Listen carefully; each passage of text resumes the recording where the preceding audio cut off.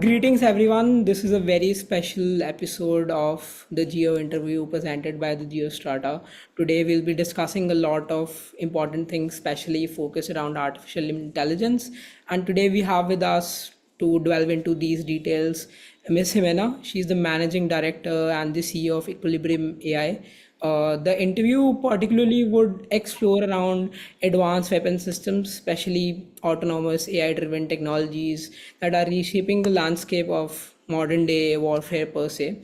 Discussions will center mainly around the ethical challenge that the world is set to face when it comes to using such technologies on ground, the accountability and the overall human control which remains over these technologies. We will assess the responsibilities of both state and non-state actors when it comes to deploying and helping in deploying such systems, and examine the urgent need that we need to have as a collective society where we need to update our military doctrines per se or civilian doctrines per se with robust ethical grounds. The conversation will also address the necessity of fostering a transparency and accountability in autonomous decision making chains, especially using some real world examples that we have seen, particularly in the past 2 or 3 months or maybe 1 year. To delve into this topic, Ms. Jimena is the perfect person to have a conversation with. She has been a member of the UN Secretary General's High Level Advisory Board on AI. She has advanced numerous recommendations for global governance when it comes to artificial intelligence, and even before that, she has served in numerous policy roles. So it's great to have you today here, Ms. Jimena. I hope we have a very fruitful conversation, and with that, I'll begin like my first round of questions that I want to start with. Right? If you're okay, so then I'll begin with that. The first question or the first like setting the conversation here is like what are the most significant per se technological advancements that are shaping recent conflicts. For example, we have seen something happening in the Middle East over the past 1 or 2 months. Then we have seen Russia and Ukraine is always a continuous things. And how have they reshaped the modern day warfare per se? Well, the incorporation of AI into all aspects of our lives, including, unfortunately, armed conflict, is not something new. The first documented use of armed drones was already in 2016, and it was reported by the UN in Libya. And this is a reported incident. So obviously there was other type of uses, allegedly, even before that. However, right now there has been an escalation in terms of everything, both the scale of the use of AI into different types of technologies and different types of weapons and means and methods of warfare.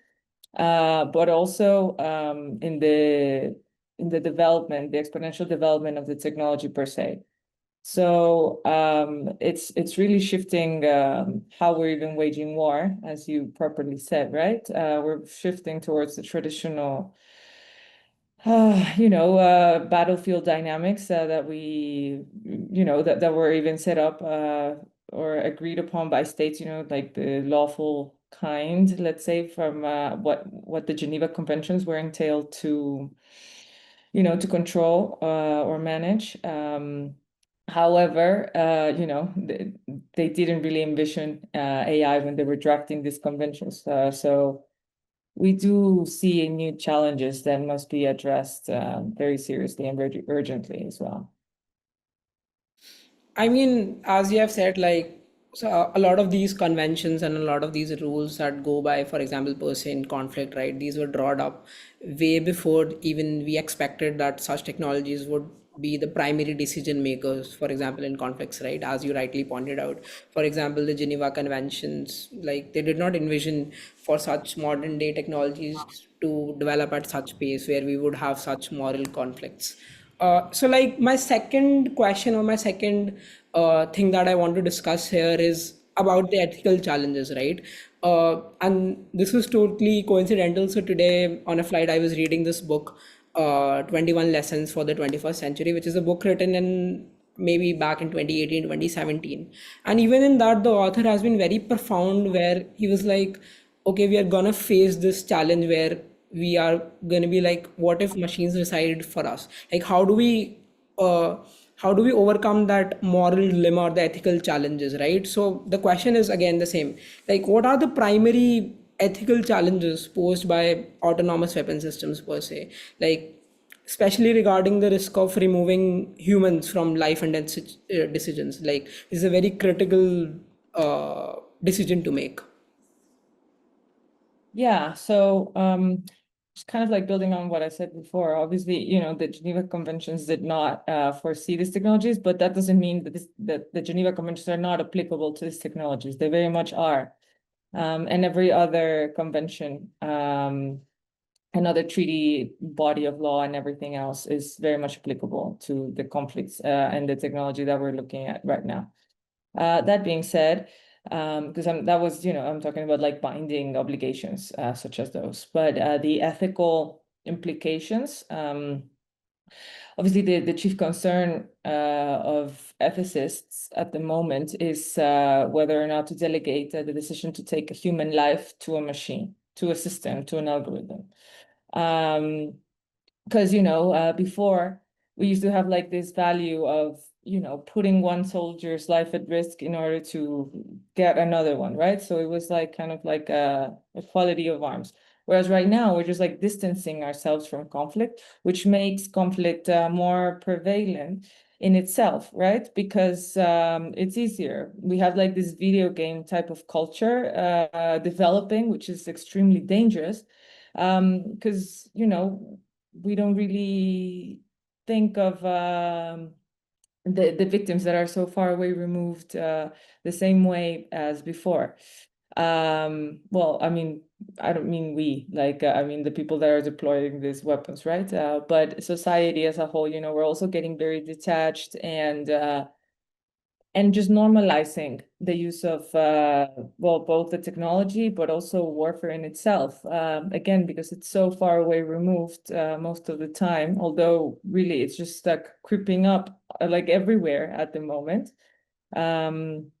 So the ethical dilemmas have been addressed by different religious leaders and obviously state leaders and international organizations and basically the entire academic community that is involved in this field.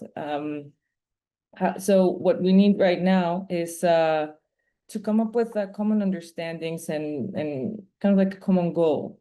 There is the group of governmental experts in Geneva on the Convention of Conventional Weapons happening, but already for like the past decade or so, with states trying to decide whether or not there should be a ban or some limitations, regulations on these autonomous weapon systems. There has been a joint call from the Secretary General of the UN and the ICRC to have a binding treaty by next year, 2026. The late Pope Francis also mentioned many times the fact that this type of life and death decision should not be delegated to a machine, just to name a few. So this is clearly an issue that is very topical.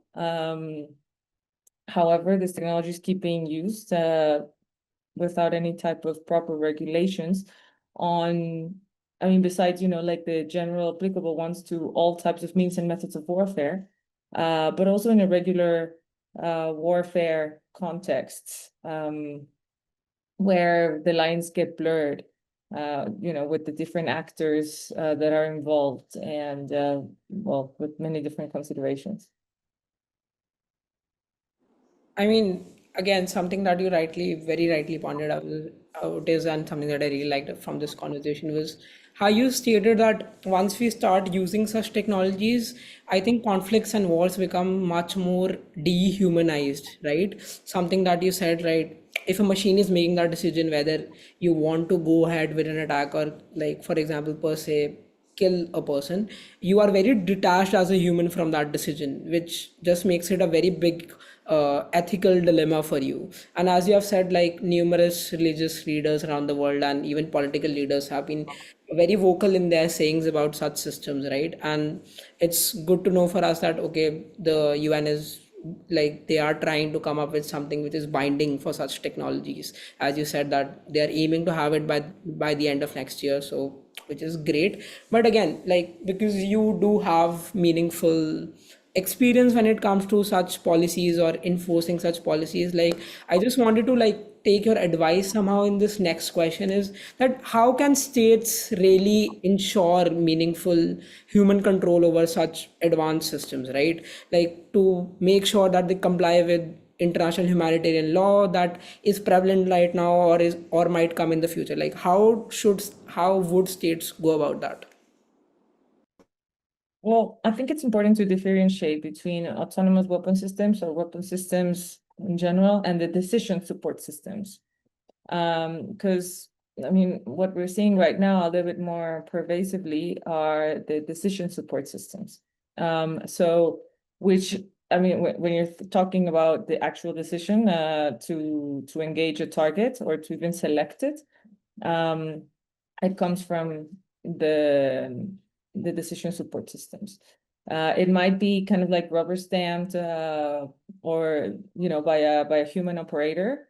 But then we have all of these problems of human bias, right? Like automation bias, that is it happens everywhere, right? We trust our phone. If it says it's going to rain, but the sky is clear and blue, we take an umbrella, right? Um, so even against all of our intuition. So when we're talking about a system which gives you probabilities, because that's what it gives you, based on whatever arbitrary, accurate or inaccurate data. So if the system tells you that there's a 80% or 90% chance that a target is legitimate, or even a 60% chance, or even a 50 or a 30, but if you have to decide upon 300 objectives, in a matter of minutes or, split seconds, it's very hard to say that there is meaningful human control. Um, or even, judgment or involvement in the decision per se. So that's a very difficult situation when it comes to the decision support systems. Autonomous weapon systems, they're not, I mean, it's debatable, or, there's different views on whether or not the fully autonomous systems have been used. But they obviously have some decision support system already incorporated within them. So this is like where we should be really focusing right now. It's on this AI DSS. So something which would be a follow-up to this question, as you said that there is a thin line which would separate, for example, decision helping systems and actually autonomous systems. So, and as you said that most of the autonomous weapon systems also which exist in date right now are actually somehow still controlled at the end by humans, although the level of control can be debated, right? But do you think that states or non-state actors per se in the defense realm, they are actually like they're actively working towards more and more autonomy like based systems where even that decision helping kind of a mechanism is going away and more of the autonomous kind of mechanism is coming in because you are a person who works in that domain, right? Well, in every aspect of technology, the trend is always to look for more and better and faster and cheaper and all of these things, right? So unfortunately, the battlefield is not an exception to this. Obviously, this ranges and varies greatly depending on which type of country you're talking about or which type of actor you're talking about and what their incentives are. However, the general trend is indeed to look for like the quote unquote optimization of the battlefield. So, I mean, a lot of arguments could be used to try to justify this, say like, oh, well, then we have less casualties, like there's more precision, there's more speed, there's more efficiency, like all of these different things, right? But they all come with gigantic caveats, which is, yeah, are you willing to risk civilian lives, just for the sake of efficiency, again, in many quotes, or any other type of cost reducing consideration.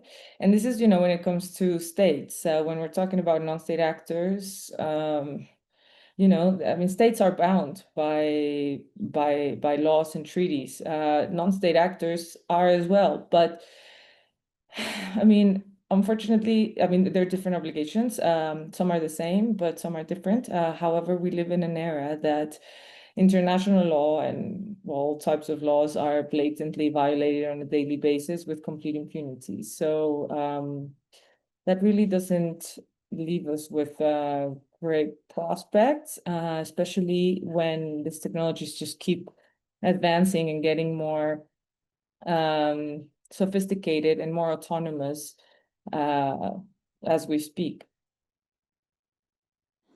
So again, like in your view, like what, because as you said that systems are more and more inclining towards efficiency, towards better battleground results, right? So in your view, what practical mechanisms per se, like legal safeguards or maybe operation protocols, should be established at least by state actors to guarantee that human judgment remains central in the deployment of such systems and use of such technologies, like especially in very dynamic and unpredictable conflict environments where it's very difficult for a machine or a technology per se to make sure that there is no civilian casualty. Well, it's an imperative to keep all AI human centric, especially all AI that is in the peace and security domains being used and has some applications there. So the ideal would be to have a ban on fully autonomous systems like altogether. That's what the Secretary General and the ACRC has called all actors to agree upon, and all states to come up with this binding treaty. And then every other kind of modulation of this technology and its incorporation into the battlefield should be, regulated heavily. The safeguards that we can put in, apart from the law, again, considering that we're not like in a moving out of like a legal vacuum, there is a whole system of international law that already applies to armed conflicts, especially, urban areas like the ones that you described, where the terrain is I don't want to say unstable, but unpredictable, and there are civilians everywhere, is the fact that you also need to engage industry for this, because it is who are developing these technologies obviously are states, but as well it's greatly the industry sector. Also, the dependency that's being created now with like even like fully, say, civilian technologies like the cloud, for example, right? Or the infrastructure, or like the data centers and like all of these things, even like the power grids and so on. So we do need to look at this from a holistic and like multi-stakeholder perspective of governance. We cannot dissociate the civilian and the military realm anymore, especially with technologies, such as this one, that are so general purpose, dual use, repurposable, foundational, like all of the different categories. So to try to differentiate them and segregate them in silos is really illusory. It's not gonna lead to any positive outcome if we continue down this road. So again, like passing on from the conversation that we just had, Abhi right now, which is about how we really can't separate civilian realm and the military or the defense realm from each other when it comes to making policies for such things. So again, something which has been a very prevalent thing when it comes to conflict is that humans have had this constant thing of deterrence, and they've had this constant thing of counter escalations or the escalation ladder per se, where we have built mechanisms of proportionality to ensure that a conflict doesn't go to a next level where it actually impacts civilians on ground or does not affect much civilians on ground. But how do you think such modern systems are, like, how are they supposed to fit in a world where we have set such mechanisms? Because making, for example, making use of an autonomous systems to target an enemy is like, what stage of the ladder is that supposed to be when it comes to escalation? Because this just changes that whole game. Because we had a similar situation back in our country where we and our neighbors were sharing, for example, drone exchanges over 1 or 2 weeks. So how do we change this? How do we make sure that such autonomous systems come under the realm of, for example, deterrence or escalation ladders? So with every type of escalation, there's a race, an arms race in this case. So we're seeing it very clearly. The race for AI superiority is largely translated into defense capabilities. So this is not a good thing at all, because it is uh, directly, like the main powers that are fueling this arms race, that are fueling the unregulated development at an accelerated exponential pace of these technologies and its incorporation into the battlefield. This is something that we should not be allowed. There should be guardrails. There should be safeguards. There should be a lot of things that we don't have yet. And it's on purpose that they're not there yet, because, there's a system, the international legal system and how it works, the votes, the Security Council, the veto, and the main powers are unfortunately vetoing any type of meaningful restriction on this advancement of the technology. So we are in a very difficult situation because of that. So the deterrence theories have been tested many times, and I mean, it doesn't really deter who wants to basically commit the crime of aggression, or to invade a different country, that the laws are there. It doesn't deter them that the other party or parties, allies, have the technology.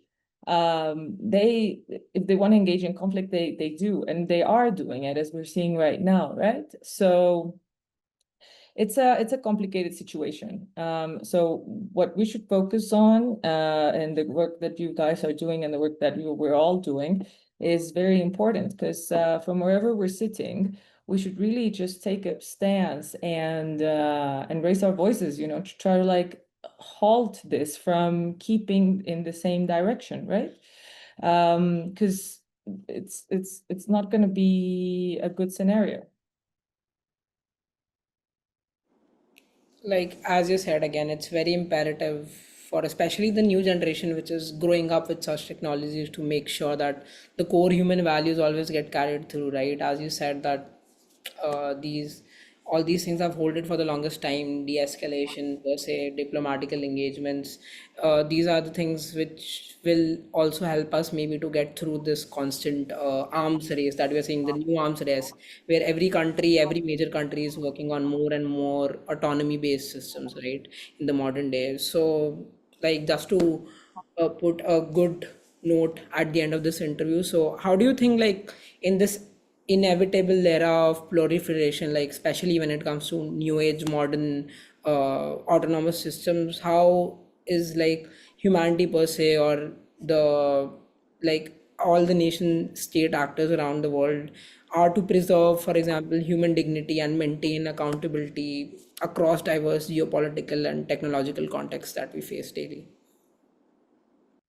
Well, I don't want to say inevitability, because that's that was the point of the call to everyone, every single actor, depending on what their probabilities are, to raise your voice and to try to make a change within your arena of impact.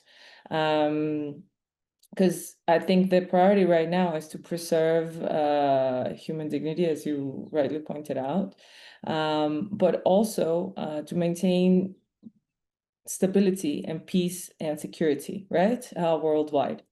So if we allow the course of this arms race to continue in the same trajectory and speed, international stability, peace, and security will be jeopardized, is being jeopardized already, and will only continue to do so even more. So what we need to do is just prompt our leaders to make the right choices, to prioritize humanity as a whole, rather than specific political other types of incentives, right? And I think that would be my call upon all of your listeners to just engage in this dialogue, to know what is going on, and just to get involved in whatever capacity you can in order to shift this at the right, while we still can.